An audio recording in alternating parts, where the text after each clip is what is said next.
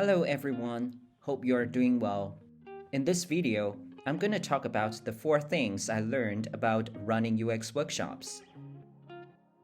We recently completed a design project in which a series of workshops were needed at the beginning to help us gain clarity on the problem we're solving and think creatively.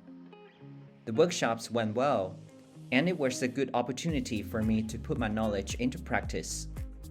I figured it'd be nice to summarize the things I've learned about workshops here, and hope you find them useful too.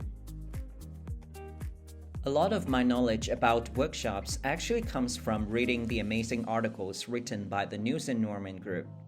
I've included the links to those articles in the description, so be sure to check them out because they are awesome. 1. There's a divergent phase followed by a convergent phase. Don't run a workshop just because we can do so. The characteristic of workshops is that they have a divergent phase followed by a convergent phase. Use workshops to gather diverse thoughts, ideas, and opinions from all the stakeholders of a project and facilitate everyone to build a consensus. If we just need to share information, hold a meeting instead.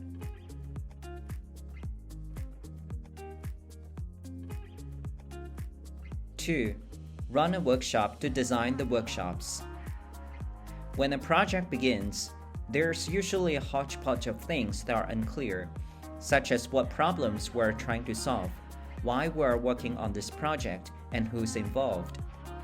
Instead of jumping straight to workshop activities, we might want to first design our workshops by running a workshop to properly define the goals, questions, and processes.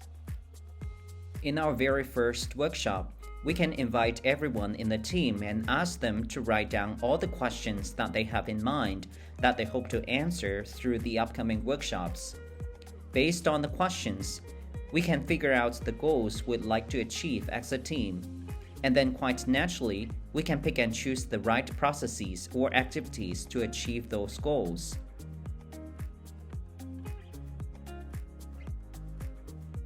3. Master the basic workshop activities.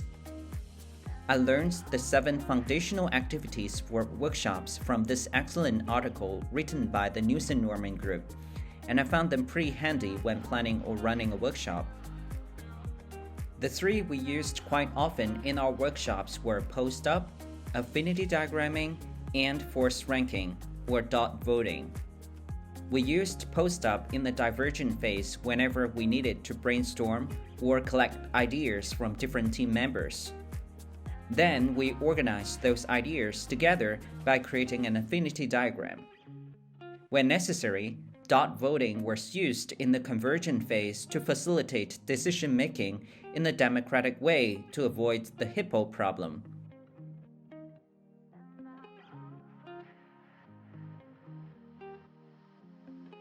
4. Be creative with workshop activities. One of the activities we did during our workshops was adjective studies, in which team members brainstormed adjectives that could describe the experience we were about to design, and then looked for things, both digital and physical, that manifested those adjectives. Doing so helped us think more broadly, avoid being fixated on the limited scope that we were actually designing, and become more creative. I got the inspiration for this activity from the user testing method word choice, in which participants are asked to describe how they feel about a design using adjectives. Our workshop activity was basically a reverse of that. Final thoughts. Running a UX workshop can be a bit overwhelming, especially for beginners. By understanding the characteristic of workshops, properly planning them, and mastering the foundational activities, we can become a more confident facilitator. When we feel comfortable enough, we can also get creative and adapt workshop activities to suit our needs. Do you find this video helpful? If so, please like it or share it with your friends. And don't forget to subscribe. See you next time.